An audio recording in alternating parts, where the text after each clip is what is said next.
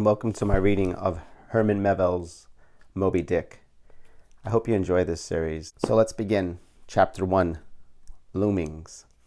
Call me Ishmael. Some years ago, never mind how long precisely, having little or no money in my purse, and nothing particular to interest me on shore, I thought I would sail about a little and see the watery part of the world. It is a way I have of driving off the spleen and regulating the circulation. Whenever I find myself growing grim about the mouth, whenever it is damp, drizzly November in my soul, whenever I find myself involuntarily pausing before coffin warehouses and bringing up the rear of every funeral I meet, and especially whenever my hypos get such an upper hand of me that it requires a strong moral principle to prevent me from deliberately stepping into the street and methodically knocking people's hats off. Then I account it high time to get to the sea as soon as I can. This is my substitute for pistol and ball. With a philosophical flourish, Cato throws himself upon his sword. I quietly take to the ship. There is nothing surprising in this. If they but knew it, almost all men in their degree, some time or other, cherish very nearly the same feeling towards the ocean with me. There now is your insular city of the Manhattoes, belted round by wharves as Indian isles, by coral reefs. Commerce surrounds it with her surf. Right and left, the streets take you waterward. Its extreme downtown is the Battery, where the noble mole is washed by waves and cooled by breezes, which a few hours previous were out of sight of land. Look at the crowds of water gazers there. Circumambulate the city of a dreamy Sabbath afternoon. Go from Corlear's Hook to Coentide's Slip, and from thence by Whitehall northward. What do you see? Posted like silent sentinels all around the town, stand thousands upon thousands of mortal men, fixed in ocean reveries. Some leaning against the spiles, some seated upon the pierheads, some looking over the bulwarks of ships from China, some high aloft in the rigging, as if striving to get a still better seaward peep. But these are all landsmen, of week days pent up in lath and plaster, tied to counters, nailed to benches, clinched to desks. How then is this? Are the green fields gone? What do they hear?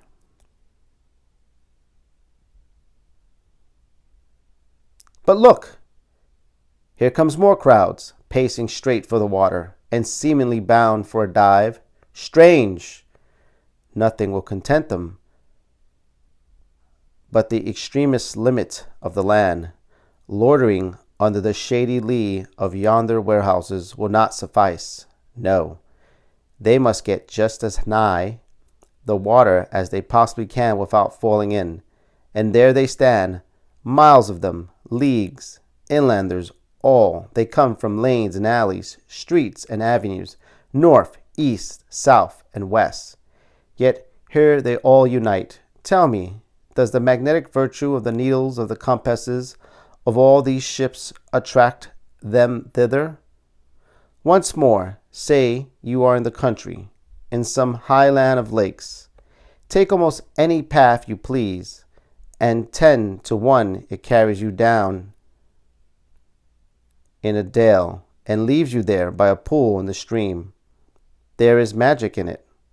Let the most absent-minded of men be plunged into his deepest reveries. Stand that man on his legs, set his feet a-going, and he will infallibly lead you to water, if water there be in all that region. Should you ever be athirst in the great American desert, try this experiment. If your caravan happened to be supplied with a metaphysical professor. Yes, as everyone knows, meditation and water are wedded forever. But here is an artist. He desires to paint you the dreamiest, shadiest, quietest, most enchanting bit of romantic landscape in all the valley of the Saco. What is the chief element he employs? There stands his trees, each with a hollow trunk, as if a hermit and a crucifix were within. And here sleeps his meadow, and there sleep his cattle. And up from yonder cottage goes a sleepy smoke. Deep into the distant woodlands winds a mazy way, reaching to overlapping spurs of mountains bathed in their hillside blue. But though the picture lies thus tranced, and though this pine tree shakes down its sighs like leaves upon this shepherd's head, yet all were vain, unless the shepherd's eye were fixed upon the magic stream before him. Go visit the prairies in June, when for scores on scores of miles you wade knee-deep among tiger lilies. What is the one charm wanting? Water. There is not a drop of water there, where Niagara but a cataract of sand. Would you travel your 1,000 miles to see it? Why did the poor poet of Tennessee, upon suddenly receiving 2 handfuls of silver, deliberate whether to buy him a coat, which he sadly needed, or invest his money in a pedestrian trip to Rockaway Beach? Why is almost every robust, healthy boy with a robust, healthy soul in him at some time or other crazy to go to sea? Why, upon your first voyage as a passenger, did you yourself feel a mystical vibration when first told that you and your ship were now out of sight of land? Why did the old Persians hold the sea holy? Why did the Greeks give it a separate deity and make him the own brother of Jove? Surely all this is not without meaning. And still deeper, the meaning of that story of Narcissus, who, because he could not grasp the tormenting, mild image he saw in the fountain, plunged into it and was drowned. But that same image we ourselves see in all rivers and oceans. It is the image of the ungraspable phantom of life. And this is the key to it all. Now, when I say that I'm in the habit of going to sea whenever I begin to grow hazy about the eyes and begin to be overconscious of my lungs, I do not mean to have it inferred that I ever go to sea as a passenger. For to go as a passenger, you must needs have a purse. And a purse is but a rag unless you have something in it. Besides, passengers get seasick, grow quarrelsome, don't sleep of nights, do not enjoy themselves much. As a general thing, no, I never go as a passenger. Nor, though I am something of a salt, do I ever go to sea as a commodore, or captain, or cook. I abandon the glory and the distinction of such offices to those who like them. For my part, I abominate all honorable, respectable toils, trials, and tribulations of every kind whatsoever. It is quite as much as I can do to take care of myself without taking care of ships, barks, brigs, schooners, and what-not. And as for going as cook, though I confess there is considerable glory in that, a cook being a sort of officer on shipboard, yet, somehow, I never fancied broiling fowls, though once broiled, judiciously buttered, and judgmatically salted in pepper, there is no one who will speak more respectfully, not to say reverentially, of a broiled fowl than I will. It is out of the adulterous dottings of the old Egyptians upon broiled ibis and roasted river horse that you see the mummies of those creatures in their huge bake-houses, the pyramids. No, when I go to sea, I go as a simple sailor, right before the mast, plumb down into the forecastle, aloft there to the royal masthead. True, they rather order me about some, and make me jump from spar to spar like a grasshopper in a maymeadow, and at first this sort of thing is unpleasant enough. It touches one's sense of honor, particularly if you come of an old established family in the land, the Van Rensselaers, or Randolphs, or Hardicanuts, and more than all, if just previous to putting your hand into the tar pot, you have been lording it as a country schoolmaster, making the tallest boys stand in awe of you. The transition is a keen one, I assure you, from a schoolmaster to a sailor, and requires a strong decoction of Seneca and the Stoics to enable you to grin and bear it. But even this wears off in time. What of it, if some old hunks of sea captain orders me to get a broom and sweep down the decks? What does that indignity amount to, weighed? I mean, in the scales of the New Testament, do you think the archangel Gabriel thinks anything the less of me because I promptly and respectfully obey that old hunks in that particular instance, who ain't a slave? Tell me that. Well, then, however, the old sea captains may order me about, however they may thump and punch me about, I have the satisfaction of knowing that it is all right, that everybody else is one way or other served in much the same way, either in a physical or metaphysical point of view, that is. And so the universal thump is passed round, and all hands should rub each other's shoulder blades and be content. Again, I always go to sea as a sailor because they make a point of paying me for my trouble, whereas they never pay passengers a single penny that I ever heard of. On the contrary, passengers themselves must pay. And there is all the difference in the world between paying and being paid. The act of paying is perhaps the most uncomfortable infliction that the two orchard thieves entail upon us. But being paid, what will compare with it? The urbane activity with which a man receives money is really marvelous, considering that we so earnestly believe money to be the root of all earthly ills, and that on no account can a moneyed man enter heaven. Ah, how cheerfully we consign ourselves to perdition. Finally, I always go to sea as a sailor because of the wholesome exercise and pure air of the forecastle deck. For as in this world, headwinds are far more prevalent than winds from astern. That is, if you never violate the Pythagorean maxim.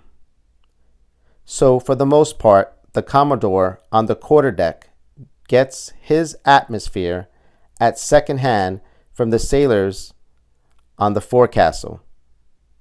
He thinks he breathes it first, but not so.